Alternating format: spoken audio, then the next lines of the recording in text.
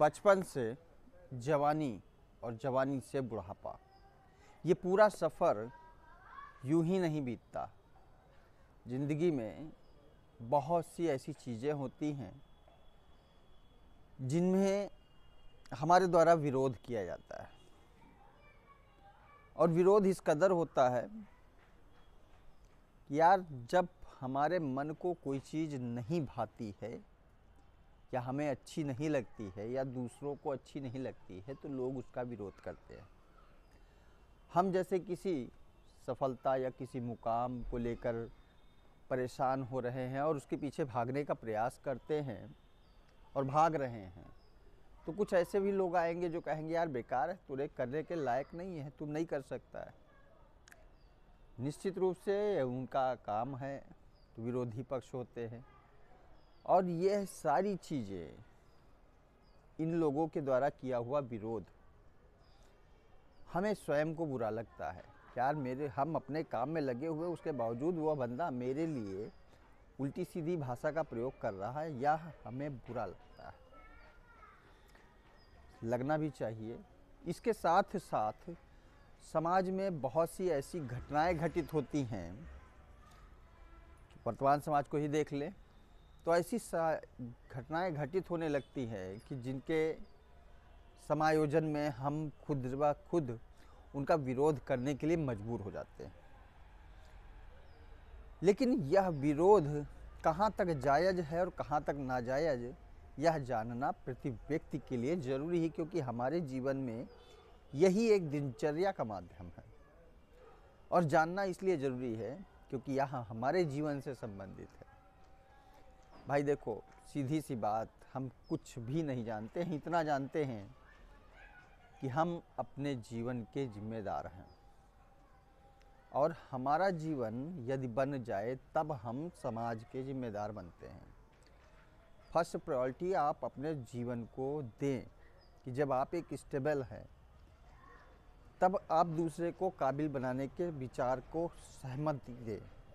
भाई आप ही बताओ, आपको पढ़ाया, आप मान लिया एक हाई स्कूल के स्टूडेंट हो, तो हाई स्कूल को पढ़ाने वाला या हाई स्कूल ये स्टूडेंट को पढ़ाने वाला जो भी अध्यापक होगा, निश्चित रूप से वह पास आउट होगा, तभी वो आपको बता सकता है, समझा सकता है और अपना प्रेशर दे सकता है कि हाँ इस तरीके से नहीं, इस तरीके से करो, यह सही होगा।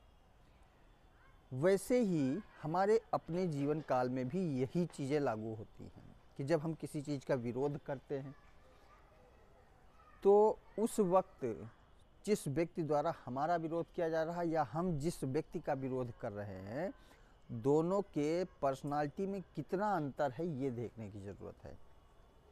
भाई जैसे आज के ज़माने में कुछ लोग ऐसे होंगे जो प्रधानमंत्री मोदी से बहुत खुश नहीं होंगे या सीएम योगी से बहुत लोग नहीं खुश होंगे और उनका विरोध कर रहे होंगे। Facebook, WhatsApp, Twitter, Instagram, Snapchat, इस तरीके से लोगों ने विरोध करना शुरू किया। तो क्या आप उनके काबिल हो या उनकी पर्सनालिटी के बराबर हो? आप भी सीएम हो क्या कहीं के, जो आप इतने ज़्यादा वैल्यूएबल पर्सन को आप बुरा कर रहे हो? कह सकते हो, लायक बन सकते हो, लेकिन आपको भी उस लायक बनना पड़ेगा। जब आप उसके पैरेलल में या उससे श्रेष्ठ बन जाओ तो आप उसका विरोध करो, कोई प्रॉब्लम नहीं है। तो कहने का सीधा सा बात, तात्पर्य केवल इतना ही है कि हमें जीवन में विरोध को प्राथमिकता ना देते हुए सेकेंडरी में रखना चाहिए, और प्राथमिकता इस बात में देनी चाहिए कि हमें स्वयं की पर्सनालिटी को डेवलप करने के बारे में विचार करना चाहिए, ताकि हम अपनी पर्सनालिटी को जब डेवलप कर लेना तो सामने वाले का विरोध हम अच्छे से कर सकते हैं। जो व्यक्ति आपको बुरा कह रहा या आपको लगता है कि उस व्यक्ति ने आपको बुरा कहा और यह बुरा है भी, किसको अच्छा लगता है कि कौन विरोध करे, लेकिन आपको उस काबिल बनना पड़ेगा। अगर आप उस काबिल बन जाएंगे ना, तो यकीन मानिए आधे लोगों के मुंह तो अपने आप बंद हो जाएंगे आपका विरोध करने में। बाकी के जो बच्चे वो आपकी पर्सनालिटी के हिसाब से डाउन होते चले जाएंगे। तो फर्स्ट प्रायोरिटी के रूप में आपको पर्सनालिटी डेवलप करनी है, और एक व्यक्ति जब अपनी पर्सनालिटी को डेवलप कर लेगा तो विरोध करना लाजमी बनता है, क्योंकि हमारे समाज में ज़्यादातर चीज़ें गलत ही होती हैं।